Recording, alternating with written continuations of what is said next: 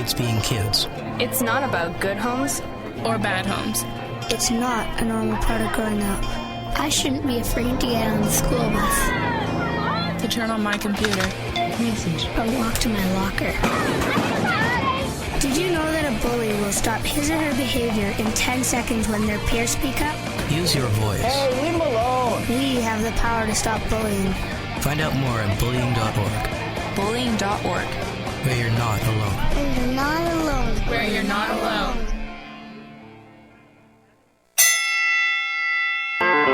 Unified Championship Radio.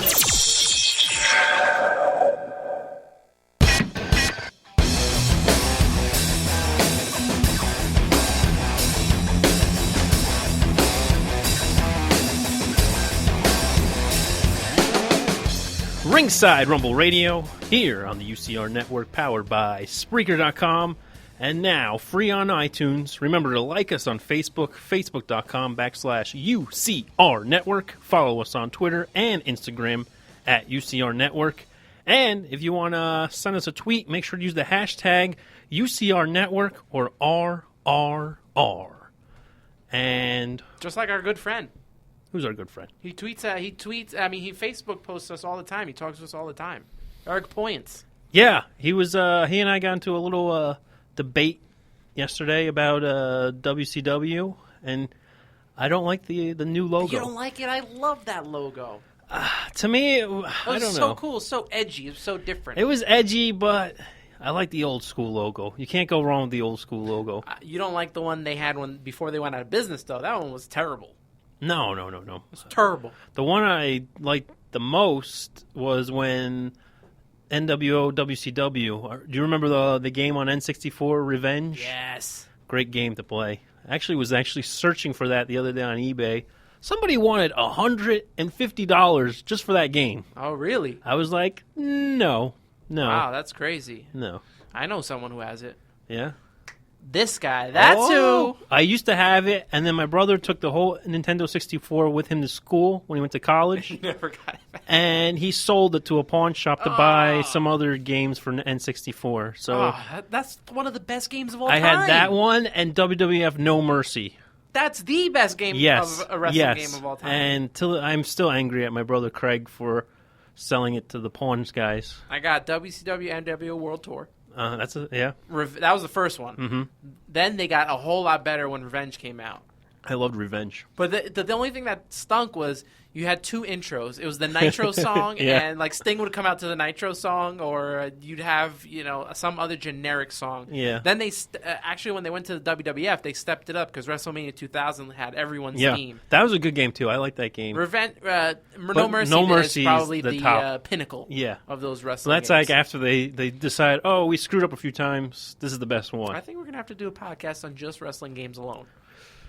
Could be done. We have to happen. We have the network, so why not? It is our network. Yeah. But WCW. Would you want that coming back? We're going to talk about the brand extension, right? Mm-hmm. So what is it? I've heard that maybe they do the Raw and SmackDown split again. One thing I don't want to see is them to create 30 more titles. No. Leave it alone. I think there always should have been the World Heavyweight Champion would go to both Raw and SmackDown and fight on both. They did that originally, I remember. Or all the champions should do that. Tag champions, U.S. title, unless you want to do a U.S. title and Intercontinental title and split them up. But the world title and the tag team titles go to both. Well, here's the thing. If you are going to do two separate brands and not have everybody on one pay-per-view, then I think you should leave it alone and have a world champion on one, have the heavyweight champion on the other, have a United States championship on one of the shows, have the Intercontinental tag teams done. But why even... I understand splitting them up to make two different shows because you need the time. But once it comes to pay-per-view, I mean... Look what happened at Fastlane. They couldn't even come up with anything that they had R-Truth fight Curtis Axel for 30 seconds. Well, here's the thing. You should have had your United States Championship not on the pre-show. You should have had it on the pay-per-view, and you should have had R-Truth take on Curtis Axel on the pre-show. They kind of dropped the ball on that one. I still don't understand why Alberto Del Rio and Kalisto were on the pre-show. There are some reasons for it, and it's because, one, it's on the WWE Network, and they're trying to get more people to watch it. So are you going to watch the WWE Network if R-Truth and Curtis Axel are fighting on it? Or are you going to tune in when the U.S. title's on the line and you got Kalisto against Alberto Del Rio? No, because I wasn't feeling well. B, I forgot I was like, wait a minute. Today's Sunday. Oh, no, the pay-per-view's on. You know what? I'll watch it tomorrow morning. I'll read the results a little bit, and then wake up early tomorrow morning and watch it. But here's the thing. You can't even see the pre-show after the pay-per-view has aired live. I can't find it unless somebody else can find it and let me know. Man, that sucks to be you. So you missed the title shot. So it's almost like DVR, because you have some people who, yes, they'll watch it live, and then you have other people that will be like, you know what, I'll wait till tomorrow. I have the network. It's not like I paid $50 for the pay-per-view, so I can watch it tomorrow. But you can't even watch the pre-show. And I don't want to sound mean, but I don't care about the pre-show. I already know what the pay-per-view card is going to be. I don't need analysis telling me, oh, well, this person's got to do this and this person's got to do that. No, I don't need to hear Booker T tell give his synopsis about the whole card, and I just want to watch it. And I want to see everything in its entirety. Boy, you're so mean. I am You're sometimes. such a mean man. I am a mean man. Why? I'm a Why bad, so mean? I'm a bad guy. Whose entrance was that? I'm a bad man. Gosh. Do you know who that is? I'm trying to remember. When Rikishi turned heel. Oh, goodness. That was a waste. Actually, the WWE Fastlane kickoff is on YouTube, my friend. Oh. So, boo-hoo to you for killing the WWE. I mean, I talked it up enough, and then you got to bring it down a few pegs. Sorry. So You sip that coffee over there. it's been a long day. It's been a long day. It's been a long day, a lot of wrestling. We didn't even get into some more stuff that happened on Raw last night. Like, hello, AJ Styles and Y2AJ teaming up. Did they just become best friends? I hope this was just a one-off.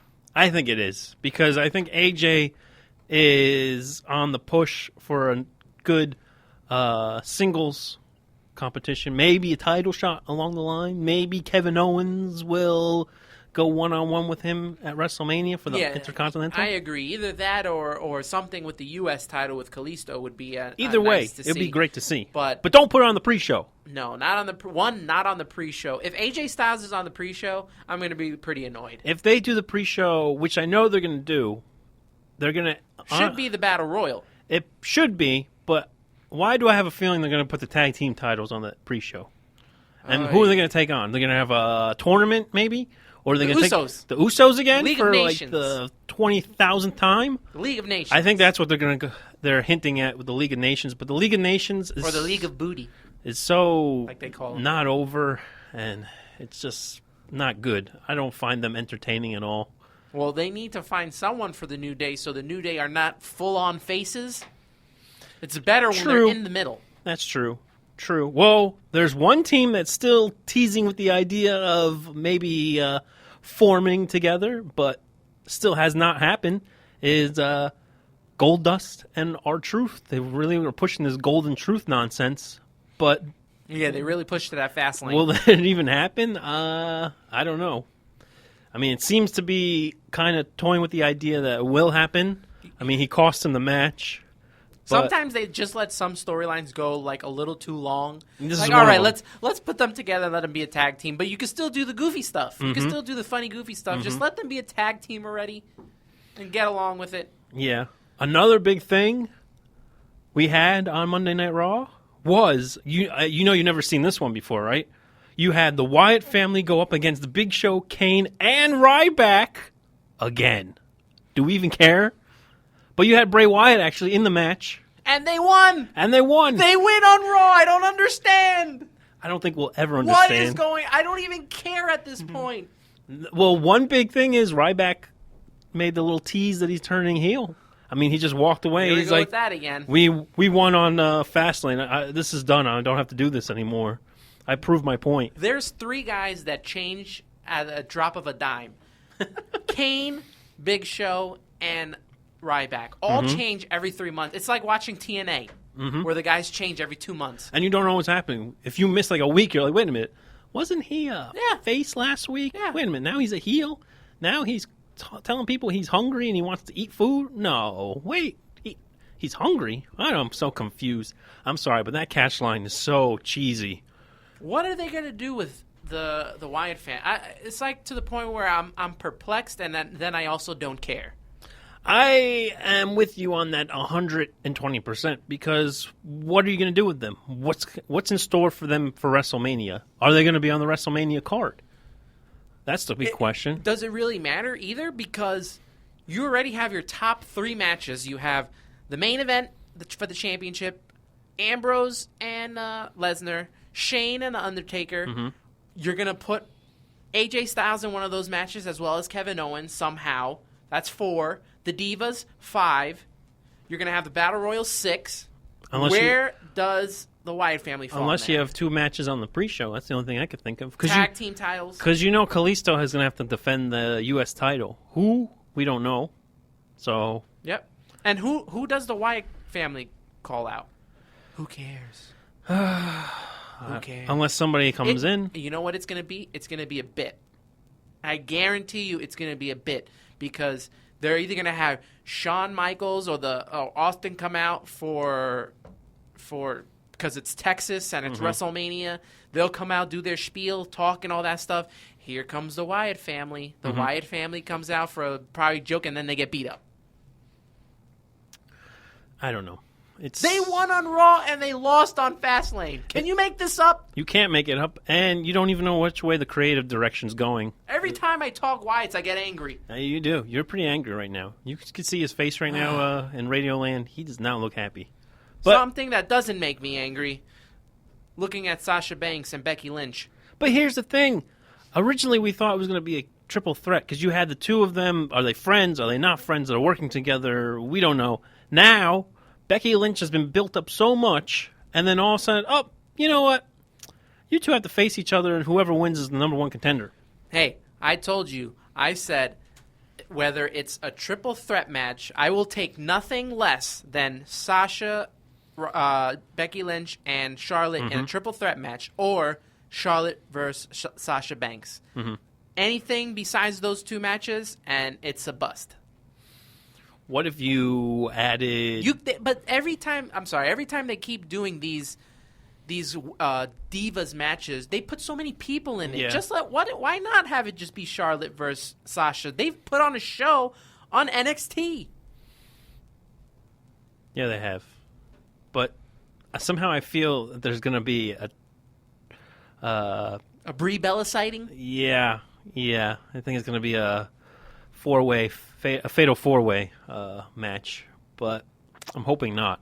I would go with a triple threat with the 3 of them, or 1-on-1, because you had Becky Lynch built so much. You built it up so much, and then all of a sudden now she's like, you're irrelevant right now, and it's a shame because she's good in the ring, but I don't know. We'll have to see. Yes, this is true. I hope something big comes out of this at least. Can we I would love to see the 1-on-1 Sasha and Charlotte in front of over 100-something thousand people. You don't need to let them 2 tell the story. Or even if you add Becky Lynch, let the 3 of them tell a story. That's what it's all about. It's all about. Well, oh my goodness. One story we're going to talk about quickly when we come back from a quick break is the brand draft. We want to go into a little detail on that. Also, they announced a new candidate in the Hall of Fame next to Sting. Will there be more? We want to know your thoughts also. Who do you think is also worthy for this year's Hall of Fame class? You're listening to the UCR Network, Ringside Rumble Radio, powered by Spreaker.com, and exclusively on iTunes for free. We'll be back right after this here on UCR Network.